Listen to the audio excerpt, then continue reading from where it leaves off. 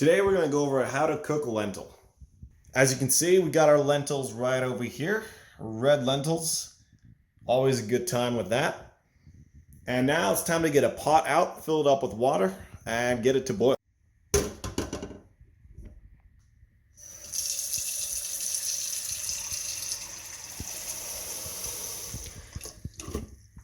We won't be using too much water just because we won't need too much lentil.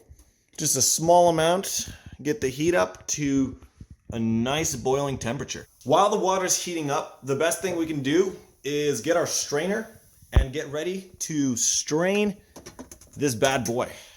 Whoa, let me change this camera here. All right, we got a fine mesh strainer here. Make sure your strainer is very fine mesh because lentil can fall through large holes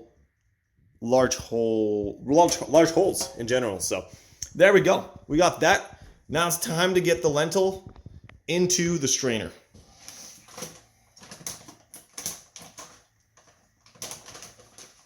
There we go. We got our lentil right there. And now I'm just gonna put it straight into that strainer. Make sure you do this carefully because you don't want to spill any lentils. Now the most important step is to rinse your lentil very thoroughly.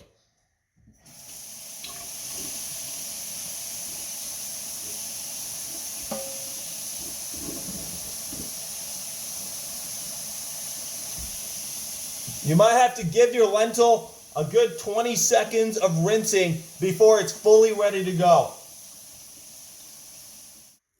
Okay, now we've got our rinsed lentil right here. I always like to drip it out just a little bit. I don't want extra water inside my lentil mixture. And our water is just getting near the boiling point. As you can see, there's clouds coming out of it. So once the water is boiling, we are ready to put the lentil into the pot.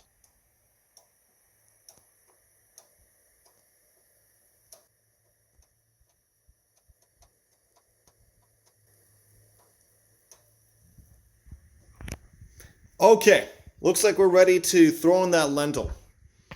Now, you always have to be careful not to spill everywhere across your pot. So what I like to do is literally just slowly cup in the strainer into the container. And as you can see, our lentil is right in there just as it needs to be. Now, you don't need to worry about having too much water in your mixture. As you can see, I put a little too much water here, but it's all for the better. So the lentil is just going to stay there for maybe like 5 minutes before it is done cooking. Now, if you're ever uncertain about the lentil, you can just test it out by pulling it out with a piece of fork or something and just feeling how hard it is. Personally, what I like to do is just reduce the temperature a little bit once your water is boiling because I don't want it to spill over, go everywhere.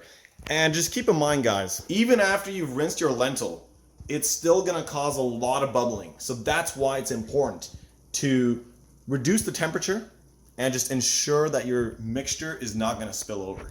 And it's been a few minutes. Our lentils should be ready right about now. So I'm just going to grab a spatula and take it right out of the solution. In fact, we don't even need a spatula. What am I saying? First things first, time to turn off the heat for safety reasons. And now take all the boiling hot water and just pour it right into that strainer there. Might be a little bit hard for you guys to see. I'm still working on my camera work here. And okay, so safely filter the lentil into the strainer. Make sure it doesn't spill. Make sure hot water doesn't get in your face. And now we've got the lentil there. So the next step is always to rinse your lentil after you cook it, because it's still going to be a little bit bubbly, still going to be just a little bit starchy, just like potatoes. So I'm just rinsing this lentil real good. And the bubbling has pretty much stopped. So it's time to turn off this water and just let that lentil get strained from the water.